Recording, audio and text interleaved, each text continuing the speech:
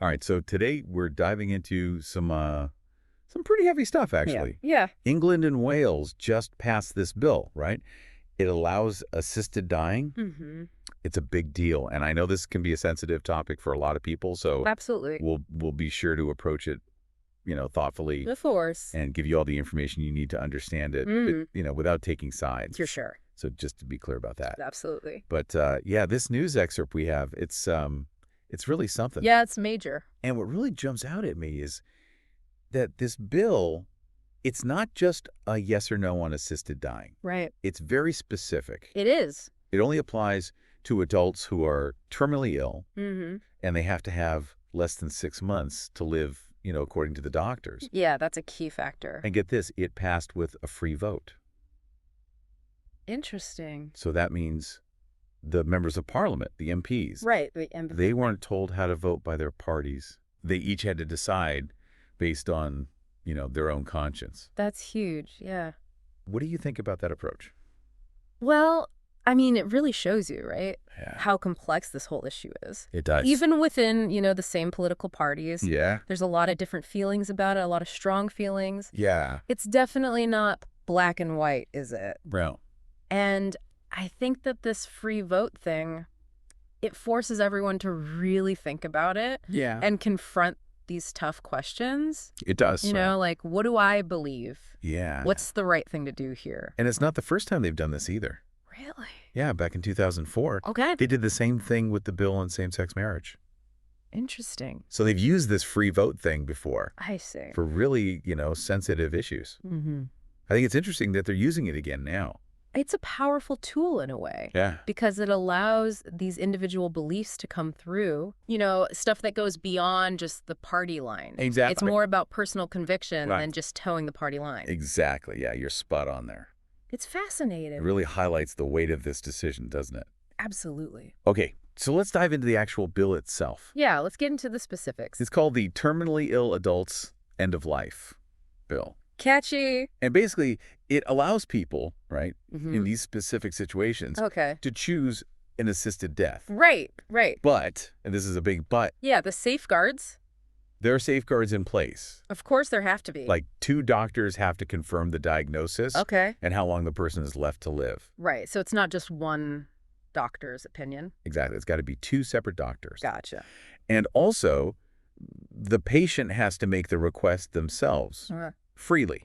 Right. No pressure from family or anything like that. Yeah, that's crucial. And you know what surprised me? What's that? The margin, it passed by a lot. Oh, really? What was the vote? 330 to 275. Wow, that is significant. Yeah. What do you think that tells us?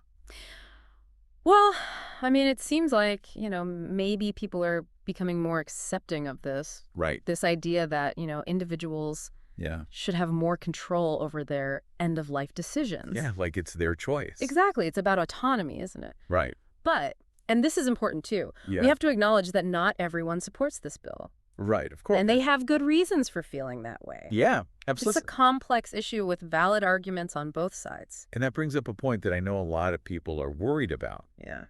What about abuse? Yeah, that's a big one.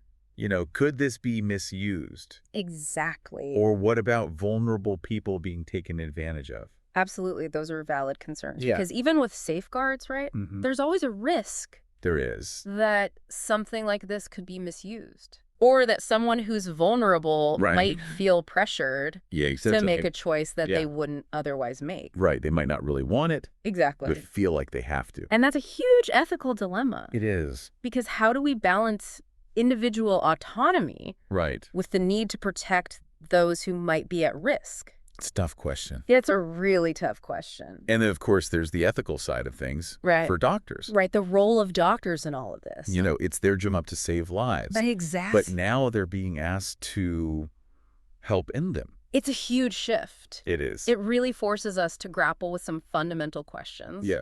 Like, what is a good death? Yeah, what does that even mean? What is the role of medicine in all of this? Mhm. Is it just about alleviating suffering? Or is it something more? Yeah, And what are our responsibilities right. to individuals and to society as a whole? It's a lot to unpack, isn't it? It really is. It makes you think, doesn't it? It does. Like, how would you feel if someone you knew was facing a terminal diagnosis. Yeah. What about their family? Hmm. The doctors treating them?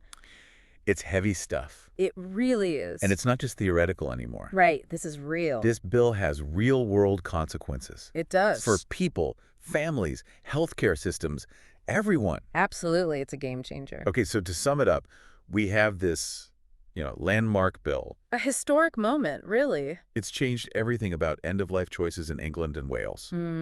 It's unique, right? Definitely. Because it only applies to certain people. Right. The terminally ill with a limited time left. Yeah. That's a key distinction. And this whole free vote thing, Yeah, that was fascinating. it shows just how complex and personal this debate really is. Absolutely. But this is just the beginning, right? Oh, for sure. This is just the first step. What do you think happens next?